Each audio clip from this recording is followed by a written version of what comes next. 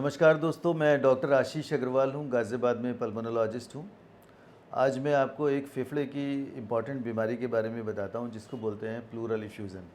आपने बहुत सुना होगा या आपके कई बार परिवार में, दोस्तों में या दूर दराज जिसको भी आप जानते हैं उन लोगों ने बताया होगा कि मेरे फेफड़े में पानी आ गया और मैं उसका इलाज कर रहा हूँ।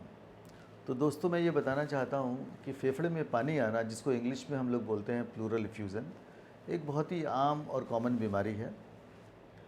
इसको कभी भी नज़रअंदाज नहीं करना है।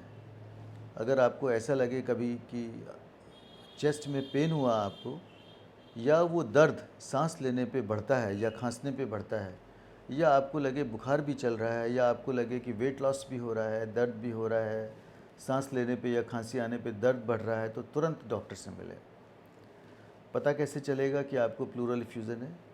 आपको कई बार खुद ही अंदाज़ा हो जाएगा कि धीरे धीरे आप कमज़ोर होते चले जा रहे हैं। फ़ीवर जा ही नहीं रहा है, बुखार चलते चले जा रहा है, दवाइयाँ चल रही हैं बट बुखार नहीं उतर रहा है, चेस्ट पेन नहीं जा रहा है, तो आपको डॉक्टर से मिलना है। अब इसमें जो बीमारी में टेस्ट क्या होते हैं, सबसे इम्पॉर्टेंट टेस्ट होता है चेस्ट एक्सरे। बाकी ब्लड टेस्ट के अलावा सीटी स्कैन की भी ज़रूरत पड़ती है, ये देखने के लिए कि प्लूरल इफ्यूज़न कितना है, उसका एक्सटेंट कहाँ तक है, कितना वो ज़्यादा है, कम है, किस तरीके का है। अब प्लूरल इफ्यूज़न के बहुत सारे कारण हो सकते हैं। ऐसा देखा गया है कि यंग लोगों में हमारे देश में जो प्लूरल इफ्यूज़न का जो मुख्य कारण है वो है टीबी या ट्यूबरकुलोसिस, जो ट्रीटेबल डिसीज़ है, क्योरेबल डिसीज़ है, बिल्कुल आसानी से ठीक हो जाती है। और अब तो सरकार भी इसकी फ्री में दवाइयाँ अवेलेबल करा रही है डॉट्स के ज़रिए। तो अगर आपको पता चले कि आपको प्लूरल इफ्यूज़न है जिसका कि कारण टीबी है, तो आपको डॉक्टर से मिलना है। हाँ, इतना ज़रूर है, हमेशा प्लूरल इफ्यूज़न के लिए ये ज़रूरी होता है कि डायग्नोसिस प्रॉपर हो कि प्लूरल इफ्यूज़न किस वजह से है। मैंने एक कारण आपको टीबी बताया, और भी कारण होते हैं। जो लोग स्मोकिंग करते हैं ओल्ड एज में, उनमें मुख्य कारण है कैंसर, या और भी कारण होते हैं। कई बार निमोनिया हो जाता है, उसकी वजह से प्लूरल इफ्यूज़न हो जाता है, जिसको बोलते हैं एम्पाइमा। ऐसा भी देखा गया है, कई बार चोट लग जाती है और ब्लड इकट्ठा हो जाता है, उसको बोलते हैं हीमोथोरेक्स। कई बार ऐसा भी देखा गया है कि प्लूरल इफ्यूज़न के साथ साथ हवा भी आ जाती है फेफड़े में, उसको बोलते हैं हाइड्रोनीमोथोरेक्स। इसका भी मुख्य कारण टीबी होता है या कैंसर होता है। इसी तरीके से बहुत सारे कारण हैं, जैसे किसी को किडनी फेल्योर है तो फेफड़े में पानी आ सकता है, उसको भी प्लूरल इफ्यूज़न बोलते हैं। या किसी को हार्ट की बीमारी है, अगर कंजस्टिव हार्ट फेल्योर है तो भी फेफड़े में पानी आ सकता है। या किसी को अगर प्रोटीन की कमी है तो भी फेफड़े में पानी आ सकता है, वो भी प्लूरल इफ्यूज़न है। तो इस तरह से बहुत सारे कारण हैं, मैंने आपको कुछ मुख्य कारण बताए हैं। अब कैसे पता चले कि प्लूरल इफ्यूज़न किस बीमारी की वजह से है, ये डॉक्टर बताएंगे आपको। वो क्या करते हैं कि प्लूरल इफ्यूज़न को प्लूरल टैप करते हैं, मतलब फेफड़े में से पानी को निकाल देते हैं।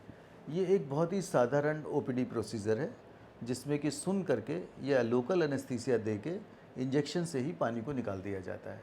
वो पानी निकाल के उसका टेस्ट करा लिया जाता है। टेस्ट कराने पे ये पता चलता है कि ये प्लूरल इफ्यूज़न का कारण क्या है, टीबी है, कैंसर है या कोई और चीज़ है।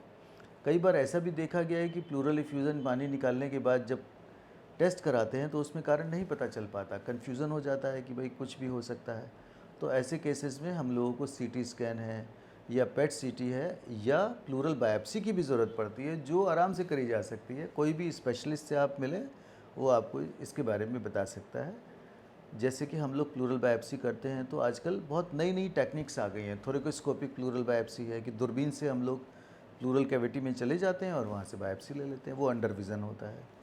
तो इस तरीके से आसानी से पता चल जाता है। प्लूरल इफ्यूज़न के जितने भी कारण हैं उसमें 90% कारण ऐसे हैं जो ठीक हो जाते हैं, बशर्ते कि आप समय पे डॉक्टर से मिलें और अपना इलाज कराएं। हमेशा ऐसा देखा गया है कि जल्दी इलाज करने पे अच्छे रिजल्ट्स होते हैं।